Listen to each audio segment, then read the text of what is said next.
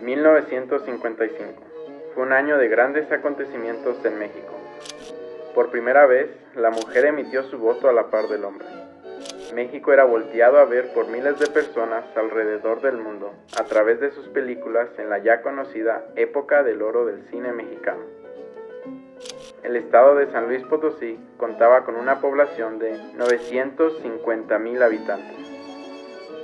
Estado que había sido lastimado en algunas de sus zonas urbanas por devastadores huracanes que lo habían azotado junto a otras poblaciones vecinas.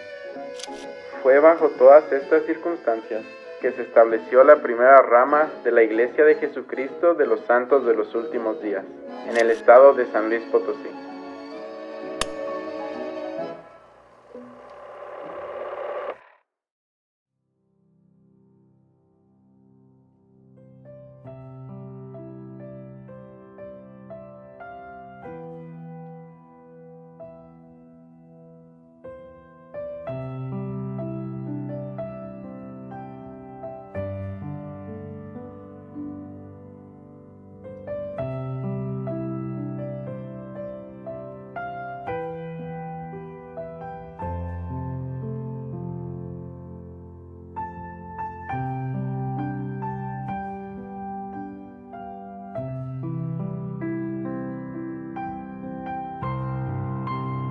Bajo las llaves de la primera presidencia, presidida por el presidente David O. McKay, fueron asignados a la misión México Norte los élderes Carl y Keller, bajo la dirección del presidente José T. Bentley.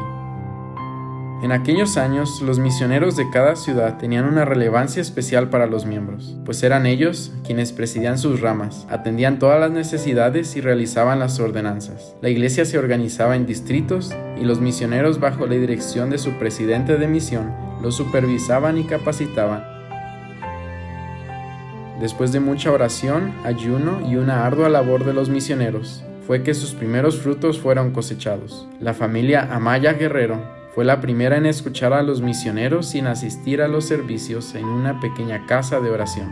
En agosto de 1956, la familia completa pudo tomar un bautismo y hacer su primer convenio. Nosotros lo conocimos en la iglesia por medio de los misioneros que iban a tocarle puertas, que eran en nuestra casa, porque ellos, pues sí, ya iban haciendo proselitismo ahí por donde nosotros vivíamos. Vivíamos en la calle de Cuauhtémoc, casi llegando a Terrazas. Y ahí es donde está el colegio ahora, que es el Manuel Soto. Y de allí ya llegaron los misioneros, tocaron y les abrimos la puerta y empezaron a hablarnos del Evangelio. Porque, pues, en primer lugar, nosotros nunca habíamos escuchado absolutamente nada de nadie. Ni católicos tampoco, nosotros pertenecíamos a la Iglesia Católica. Y no teníamos ninguna religión. Entonces, ya después que ya mi papá les dio la entrada y empezaron a hablar del Evangelio y diciendo que llevaban un mensaje importante de la Iglesia de Jesucristo. Y así fue como nosotros conocimos la iglesia. Entonces, nos invitaron al domicilio donde ellos vivían. Y ya nosotros el siguiente domingo, pues, nos fuimos al domicilio que nos habían asignado. Cuando llegamos, absolutamente no había, digamos, nada de miembros, los misioneros estaban solos. Eran 6 misioneros, o sea, 3 parejas. Uh-huh. Y estaba un matrimonio ya grande, los hermanos Merly. La hermana se llamaba Lucinda, pero el hermano no me acuerdo cómo se llamaba. Y había 2 parejas más. Llegamos, pero nada más ellos estaban como una reunión de ellos, porque no había miembros. Estaban cantando un himno que se llama hay un hogar eterno. Y ya cuando nos vieron que nosotros íbamos llegando a la casa, pues ellos con mucha amabilidad pues nos pasaron y les dio mucho gusto. Mira, mi familia se componía de mi papá, mi mamá y 8 hermanas. 7 hermanas y 2 hermanos, pero ya uno de mis hermanos había fallecido. Y ya entramos y ya pues, nos integramos. Yo no me acuerdo muy bien qué fue lo que nos empezaron a enseñar tocante a lo que era el servicio. Y ya nos dijeron que cantáramos, ya cantamos y estuvimos allí. Pero algún servicio formal no había, porque pues no había miembros. Entonces nos enseñaron algo del Evangelio y ya, eso fue todo. Y ya nos regresamos. Que después nos empezaron a invitar que las mutuales, que eran los martes. Pues fue cuando a mi papá le empezó a gustar. Empezamos a ir. Ya, como digo, mi papá no quería bautizarse. Aparte de eso, no, como que no bautizaban luego, como que querían que uno se empapara. No sé si Irene se recuerda, a ver si luego ella les dice, no sé cuántas pláticas eran, pero eran varias pláticas las que nos dieron. Pero mi papá decía que no, que él quería estar seguro. Y dijo, pero si ellos quieren bautizarse, pues adelante. Entonces nosotros no nos bautizamos durante ese año, pero sí ya había miembros. Pero nosotros no nos bautizamos porque mi papá, pues en primer lugar decía que pues, nosotros no éramos muy responsables para comprometernos a cumplir con una responsabilidad. Entonces casi no nos dejaban. Entonces, pero ya vino un misionero y ya habló con mi papá y ya nos dejó bautizar. Entonces nosotros nos bautizamos en el año de 1950, en agosto de 1956. Nos bautizamos allí en la Contraplaza. Ahí nos bautizamos en la Contraplaza. Sí, en la Contraplaza, porque recuerdo que nosotros como estábamos chicos, pues todo lo que nos decían, no, pues vamos. No sé cómo nos íbamos, yo con el camión, porque había camiones seguir en Carranza. Bueno, todavía hay, ¿verdad? Pero eran de otros. Nos bajamos ahí en Morales y de ahí nos íbamos caminando todo y los misioneros, pues se me quedó este misionero, era un chaparrito, llevaba cargado un agua, garrafón, no sé qué llevaba, y llevábamos como comida para después de los bautismos, pues ya, y ahí fue donde nos bautizaron, el 4 de agosto del 1956, el 4 de agosto. Mi mamá, mi hermana Teresa, ella que vive en Morales, Irene, Josefina, fuimos 6 a los que nos bautizamos.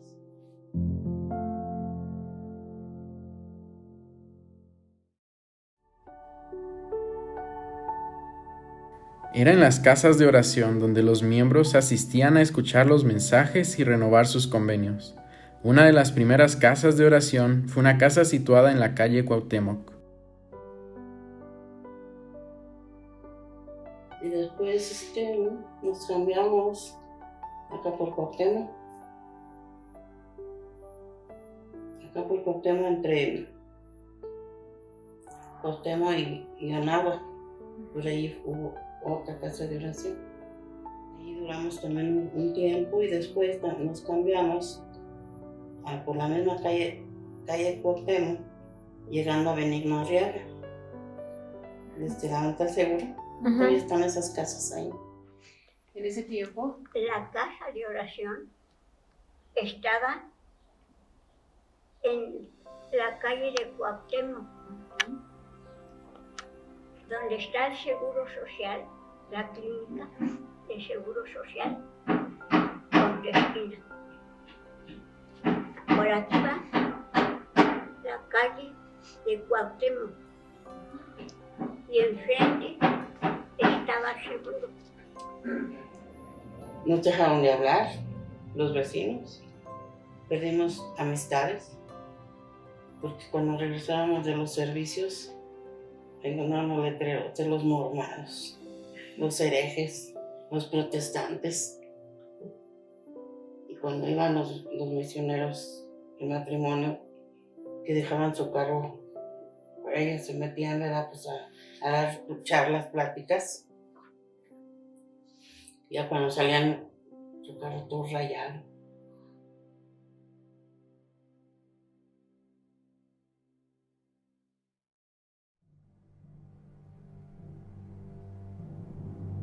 Los miembros de la iglesia local recibían grandes bendiciones. Fue así que algunos de los primeros miembros de la iglesia en San Luis Potosí comenzaron a escuchar el llamado a servir como misioneros y misioneras y así invitar a todos a venir a Cristo. La primera misionera llamada a servir fue la hermana Irene Amaya. Y entonces ya me fui a la misión, porque yo salí a la misión en junio de 1957. Un año después. No, ni un año, ¿De qué es? porque nosotros nos bautizamos en agosto, entonces yo salí en junio del 57. Total, me entrevistó y le dije que sí tenía ganas de ir, pero le dije, a lo mejor mi papá no me deja ir. Y entonces ya él mismo habló con mi papá. Y ya mi papá dijo que sí me dejaba ir. Ya entonces ya el misionero hizo los preparativos o mandó, no sé cómo le haría para comunicarse a la casa de misión. El problema es, la cosa es que mandan un telegrama diciéndome que me presente casi la semana que entra, A la siguiente semana. Me mandan un telegrama y yo me presentaba a la casa de misión. ¿Dónde estaba la casa de misión? ¿Cómo se llama? En Monterrey. Estaba en la casa de misión en Monterrey, porque aquí en San Luis Potosí, cuando nosotros conocimos la iglesia, nada más había una misión, la Misión Mexicana del Norte. Y ya después de que nosotros ya estuvimos dentro de la iglesia, ya dijeron que la misión se iba a dividir en dos, la Mexicana del Norte y la Misión del Sur, la Misión Mexicana del Sur, del Norte y del Sur. Servía la del Norte, Mexicana del Norte. Un gran cariño externaban todos los miembros para con los misioneros quienes dirigían y presidían las reuniones. En esa época presidía un matrimonio misionero de apellido Merrill. La membresía crecía y crecía, y más familias se unían a la iglesia. Familias como Esquivel, Pesina, Robles y Blanco fueron bautizadas después del cambio de asignación de los hermanos Merrill. Gracias al gran esfuerzo de todas las familias pioneras, se comenzaron a llamar a líderes locales. El hermano Rafael Esquivel fue llamado como el primer presidente de la rama en San Luis Potosí. Yo cuando regresé de la misión, ya me encontré a los Orellana. Y la familia Esquivel todavía estaba allí. Y una hermana que se llamaba, les llamo la hermana Contreras porque creo que venía de Monterrey y se vino a radicar aquí a San Luis y ahí también me encontré. Una hermana que nos tocaba el órgano, teníamos un órgano chiquito. Bueno, pues una mañana, cerca de mediodía, llegaron 2 americanos a la casa, 2 misioneros, y de esas cosas raras, mi papá fue el que abrió. Yo creo que estaba cerca de la puerta, y ellos le dijeron algo sobre si quería saber de Jesucristo o de la iglesia, y a él lo que le cautivó de los misioneros fue su mirada tan limpia, su semblante lleno de luz, no sé, algo muy especial que vio en ellos. Y él pensó luego entre sus adentros: me gustaría que cuando mis hijos fueran grandes tuvieran esa mirada, ese semblante de los misioneros o de estos muchachos. Y los dejó pasar con aquello que le dijeron sobre que si quería saber más de Jesucristo. Y tras una plática se vino la otra. Hicieron el desafío bautismal. Fue mi mamá, mi papá y Ricardo. Y al mes nos bautizamos Benito, Diana y yo.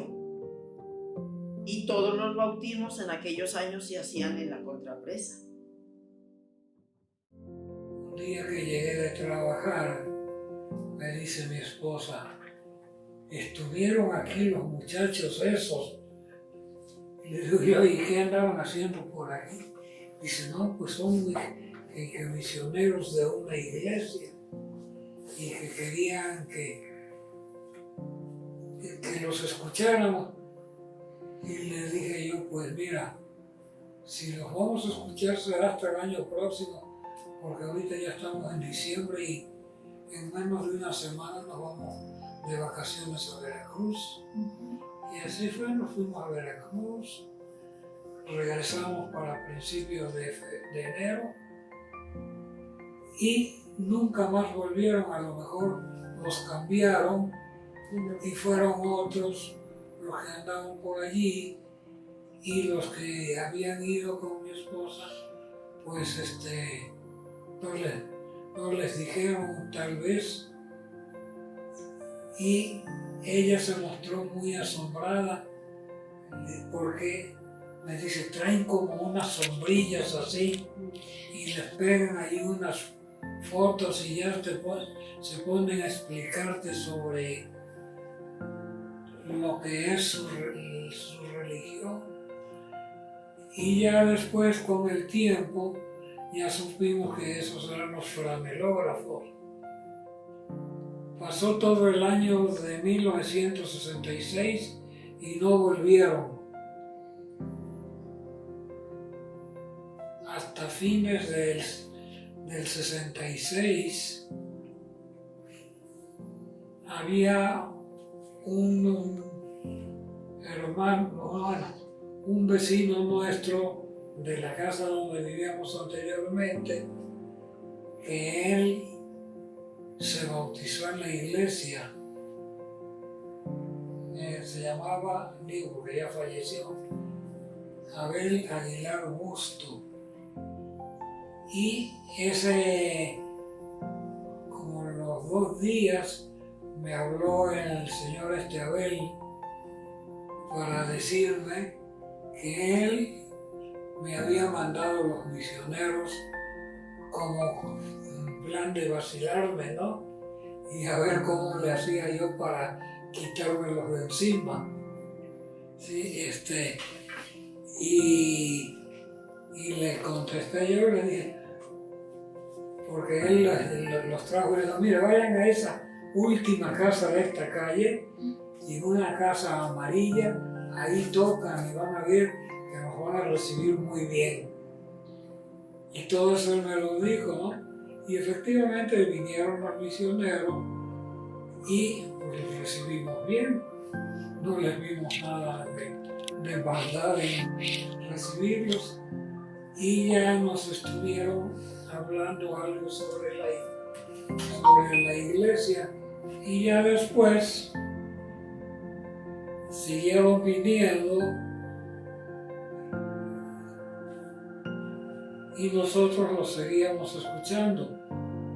Y claro, yo no le dije a mi esposa que yo había sentido que esas cosas eran verdaderas, porque ella era muy católica y hasta ayudaba ahí con una dotación que les daba cada mes de 50 pesos. Y ella no me dijo nada. Yo no te había dicho nada para que no fueras a pensar que yo te estaba presionando para que lo aceptaras. Y ya ella me dice, bueno, pues si tú quieres, pues nos bautizamos. Dije, bueno, pues nos vamos a bautizar. Nos bautizamos el día 25 de febrero del año de 1970. 27.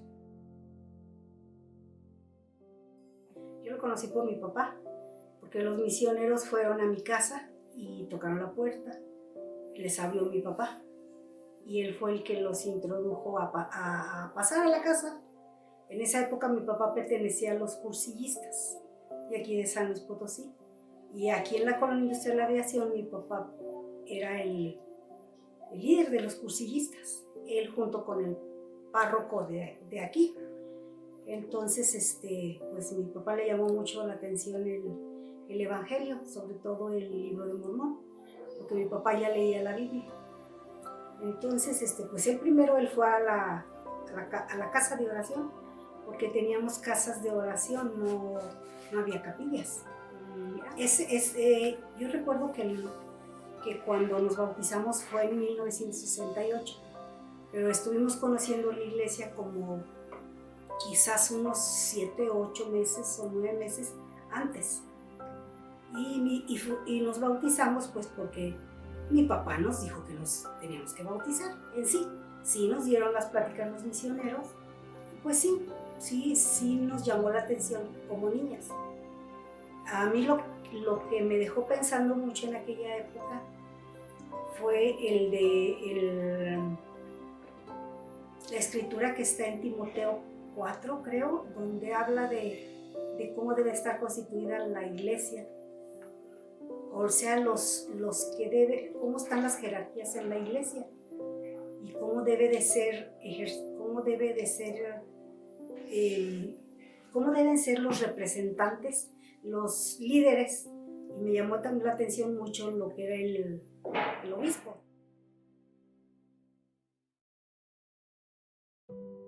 Yo estudié 2 años de comercio y me fui a México a estudiar medicina como había quedado. Y allá pues ya, bueno. Y entonces, ese amigo que te digo, ya para entonces yo había terminado la carrera y todo eso. Le dije, oye, ¿esto de dónde es? Pues es de una iglesia. Y para entonces, me rentaban en México un local donde tenía mi consultorio. Yo dije, bueno, yo voy a preguntar dónde está la iglesia de Jesucristo, ¿verdad? Y le hablé a él. Nomás dime dónde está y no importa, yo me voy allí. Y al otro día estaban los misioneros en mi casa, que nunca habían ido. Y digo, pues ¿quiénes son? No, son misioneros que van a venir mañana. No, ahora les di una vez, no, pues hasta bueno. Total, al otro día fueron. Sin ningún problema, ¿verdad? Vieron que sabía yo algo de la iglesia por aquella revista y me llevaban el libro de Mormón. Yo lo leí casi todo, desde esa hora hasta el otro día. Y entonces me dieron un libro, Jesús el Cristo. También puse a leer. Y otro de Talmash, ya ves que hay libros de Talmash. Y empecé a leer muchos libros de la iglesia. Total, cuando me bautizaron, se bautizó conmigo mi esposa Isari, mi hija. Fueron las primeras que vinieron cuando yo todavía no tenía esta casa. Vivía más adentro. Solamente aquí había una puerta provisional con tablas, pero no estaba alta. Entonces tocaron ellas y me dijeron que eran misioneras de la Iglesia de Jesucristo, que traían un mensaje importante para cada familia que quisiera escucharlo. Y yo, cuando dijeron que eran misioneras de Jesucristo, yo dije, pues vienen de Dios, ¿no? Yo las dejé pasar. Luego me dijeron, ¿está su esposo? No, él trabajaba. Ese día él trabajaba. Nomás me encontraba con mis hijos. Estaban chicos. Y las dejé pasar. me dieron las primeras pláticas en una franelógrafo, donde les pude entender muy bien el mensaje que traían. Entonces les dije, vayan aquí, pero por la de Yucatán se llama Lola, así le llamamos, Lola, pero se llama Dolores. Y ellas fueron con ella, la convencieron también, como a mí. O casi ella y nosotros somos del mismo tiempo. A mí me bautizaron en Ojo Caliente porque no había pilas, no había nada. No había capilla. Entonces, los misioneros venían desde Fresnillo. Desde Fresnillo, ellas le hablarían por teléfono, no sé cómo, se comunicaron y vinieron los misioneros aquí. Ellas me avisaron, van a venir y la vamos a llevar a bautizar. Cuando yo les dije que yo me gustaba, que yo quería bautizarme. Bueno, yo me bauticé el 19 de abril de 1963. Ese día nunca se me va a olvidar.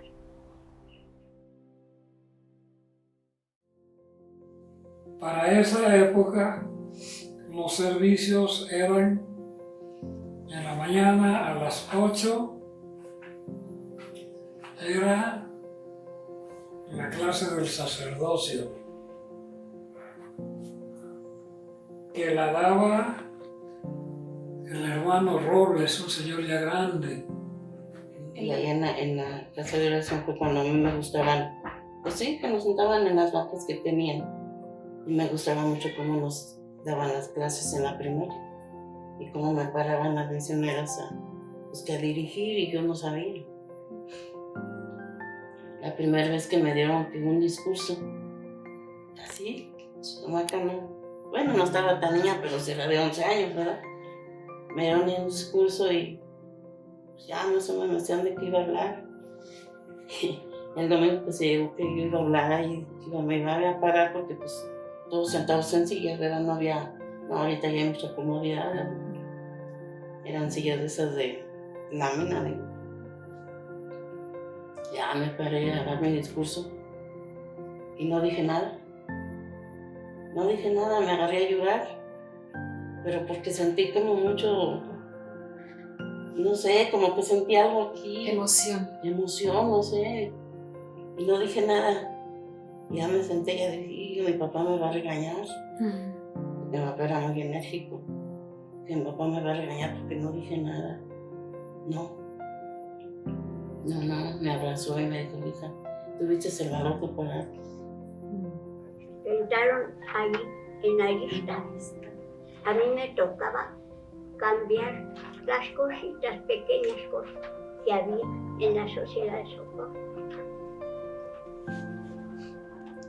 A mí me dieron un manual de este tamaño y ahí sacábamos clases.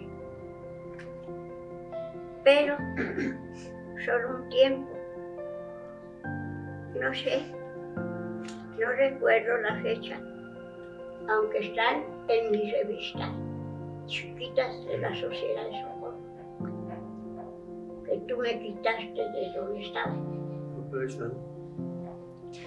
Pues tráeme una para ti.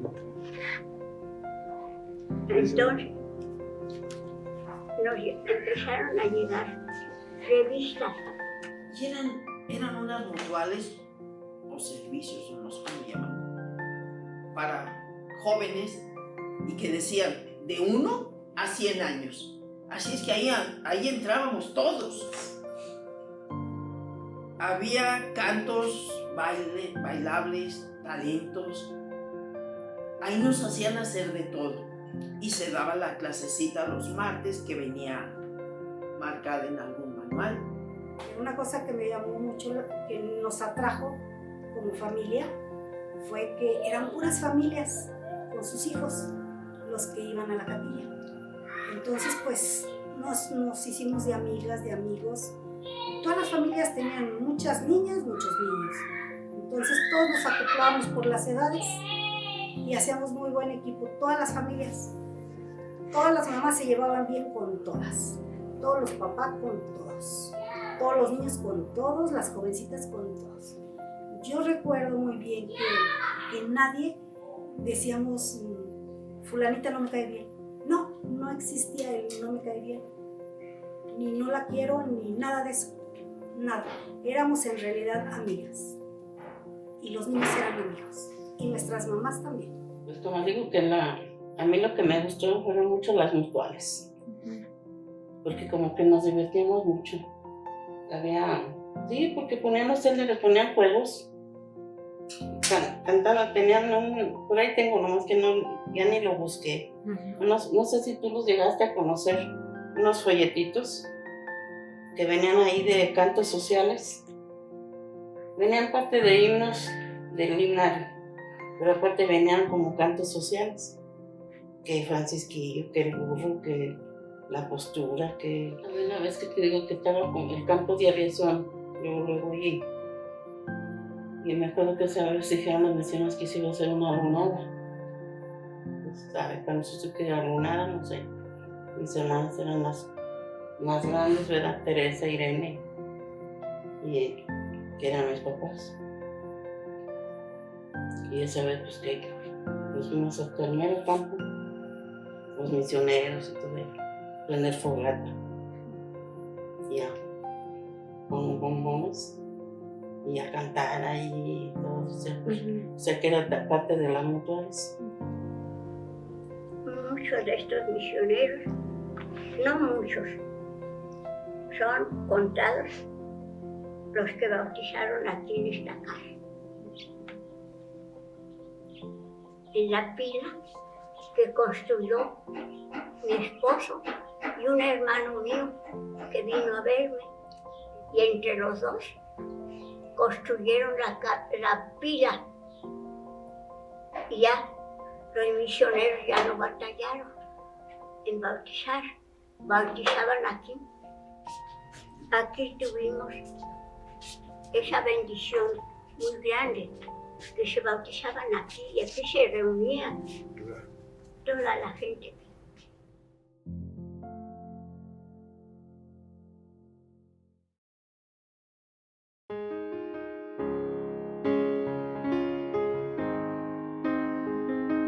La pequeña rama fue bendecida con la visita del elder Spencer W. Kimball, en ese entonces miembro del Quórum de los 12 Apóstoles. Los años 70 fue una década en la que se fortalecieron los cimientos de la iglesia en San Luis Potosí. El 10 de octubre de 1972 fue una fecha histórica para la iglesia en San Luis Potosí, ya que la única rama por 17 años lograba dividirse gracias al crecimiento de su membresía. Bajo la dirección del presidente Lewis Bastian, presidente de la misión México Central Norte, la rama 1 abarcaba el este de la ciudad presidida por el hermano Pablo Esparza, y la rama 2, el oeste de la ciudad presidida por el hermano Hiram Severino. Los misioneros locales seguían partiendo a misiones de tiempo completo, y las bendiciones se veían reflejadas en la iglesia en San Luis Potosí. Pero el no poder servir una misión de tiempo completo no impedía a los miembros locales compartir el mensaje de Cristo. Muchos hermanos y hermanas eran y son recordados por su entusiasmo y espíritu al extender el mensaje de amor del Salvador. Tras el importante crecimiento de la iglesia en San Luis Potosí, se consideró la construcción de la primera capilla en el estado. El edificio de terrazas afianzó los cimientos de colaboración, esfuerzo, trabajo y fe de los miembros de las dos ramas. El caso es que ese día cuando terminó la conferencia, me llamó el hermano Green aparte y ya me dice: tengo que informarle que tengo 10,000 pesos para construcción de la capilla y yo creo que ya es justo que se empiece a construir. Y entonces, no me acuerdo si fue esa tarde, pero ha de haber sido el siguiente domingo, nos juntamos para empezar a hablar sobre la construcción de la capilla. Me acuerdo que un sábado por la tarde, antes habló por teléfono el presidente, era el presidente de misión, para que nos juntáramos allí donde era el terreno que ya lo habíamos comprado, para dedicar el terreno para que se iniciara la construcción. Cuando se empezó a juntar el dinero para la capilla de terrazas, yo recuerdo que pues era mucha emoción el tener esa capilla para todos, niños, grandes y de todo. Yo recuerdo que no querían vender el terreno que se escogió, no podían comprarlo todo porque faltaba una persona que estaba en la mera esquina de Nicolás Zapata y Terrazas. Ahí estaba un señor que no quería vender. Recuerdo, creo que era un zapatero, pero era casa y ahí tenía su negocio. Entonces recuerdo que mi papá, que se llamaba Pedro de Anda, él lo convenció. Estuvo yendo a platicar con él muchas veces, hasta que se hizo su amigo y pues no se pudo negar a venderle el terreno. Entonces él le dijo a mi papá que se lo vendía a él, nada más. El señor no sabía que se lo iba a vender a los mormones, porque pues, los mormones éramos no muy bien vistos. Entonces el señor creyó que se lo vendió a mi papá, pero no, fue a la iglesia. Y así fue como se obtuvo todo el terreno.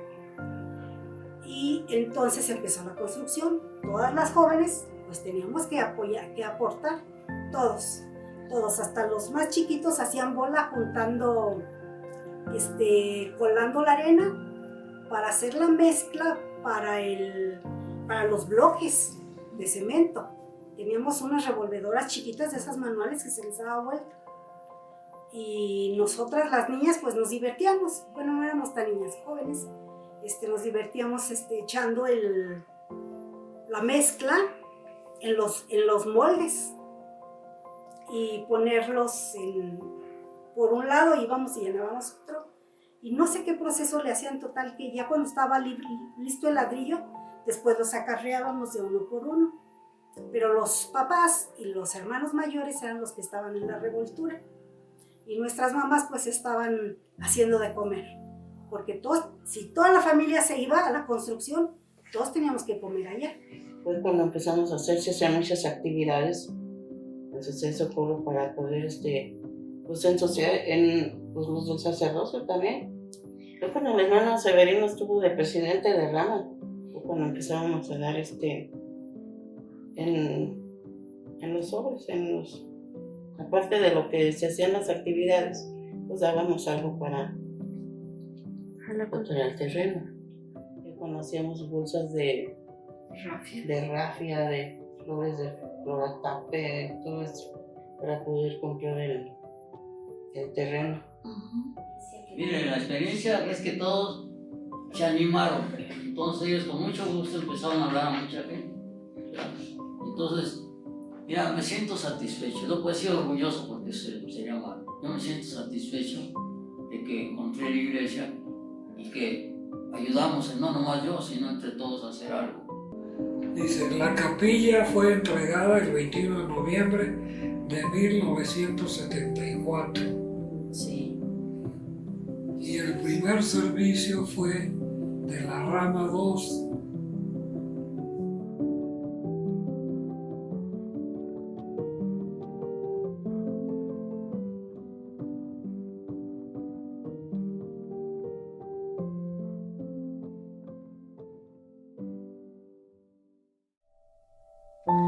Por 20 años, la rama de San Luis Potosí había pertenecido al distrito de Aguascalientes. Fue en 1975 que su sede se cambió a la capital potosina y fue llamado el hermano José Valadez Arvizu a presidir el distrito. Antes de que finalizara esta década, las ramas 1 y 2 se habían dividido dando paso a las ramas 3 y 4, y la planeación de la construcción de 4 capillas más. Pero la construcción de estos 4 edificios de la iglesia no sería la mayor bendición que los miembros recibirían en esta década. Para 1980, las 4 ramas contaban ya con su propio edificio, lo que facilitaba a los miembros de la ciudad acudir a las reuniones y actividades de la iglesia. Una vez más, la rama 2 se dividía, creando así la rama 5. Con las 5 ramas fortaleciendo a los miembros en cada extremo de la ciudad, en 1981, el elder William R. Bradford de los 70s, acompañado del elder Tenorio y el presidente John B. Dixon, organizaron lo que sería la primera estaca en el estado de San Luis Potosí, la estaca San Luis Potosí, México. El 2 de febrero, en una conferencia especial, fue llamado como presidente de estaca el hermano Guillermo Suberville, quien era presidente de la rama 2. Como sus consejeros llamó al hermano Sidrac Rubalcaba y al hermano José Valadez. La rama 1 se convirtió en el barrio popular, con el hermano Arellano de obispo. La rama 2 se llamó Barrio Terrazas, con Hiram Severino de obispo. Se le llamó Barrio Jardín, que era la rama 3, con Guillermo Orellana de obispo. A la 4 se le llamó Barrio Españita, con Jesús de Regil de obispo. Y la rama 5 tomó el nombre de Barrio de Aviación, con Agustín Cerda de obispo.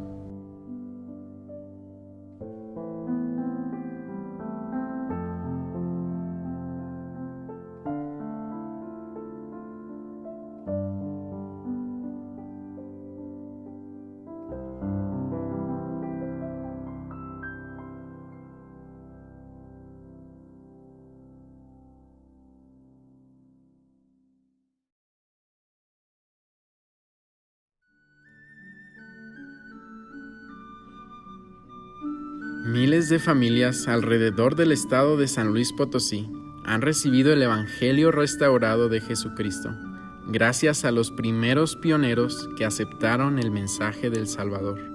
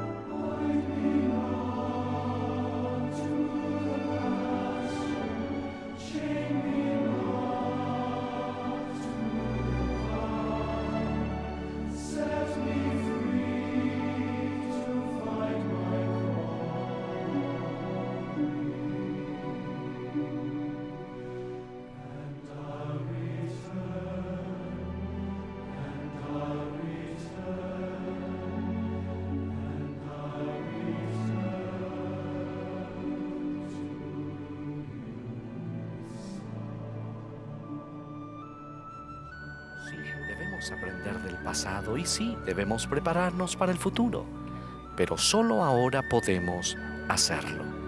Ahora es el momento en el que podemos aprender. Ahora es el momento en el que podemos arrepentirnos. Ahora es el momento en el que podemos bendecir a los demás y fortalecer las manos caídas. Tal como Mormón aconsejó a su hijo Moroni, trabajemos diligentemente, porque tenemos una obra que debemos efectuar mientras estemos en este tabernáculo de barro, a fin de vencer al enemigo de toda rectitud y dar reposo a nuestras almas en el reino de Dios.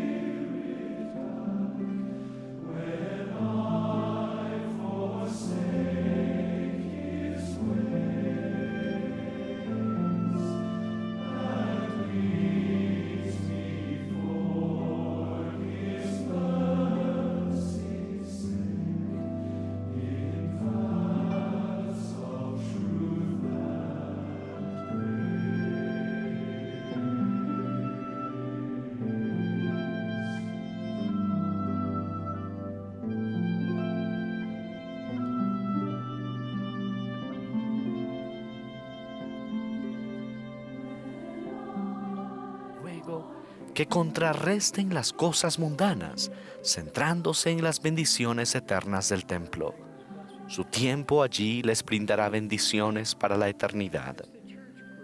A medida que la iglesia crece, nos esforzamos por mantener el ritmo con la construcción de más templos. En la actualidad, 44 templos nuevos están en construcción. Ruego por las personas diestras que trabajan en esos proyectos en todo el mundo. En el espíritu de gratitud devota, me complace anunciar nuestros planes para edificar un nuevo templo en cada una de las siguientes ubicaciones: San Luis Potosí, México;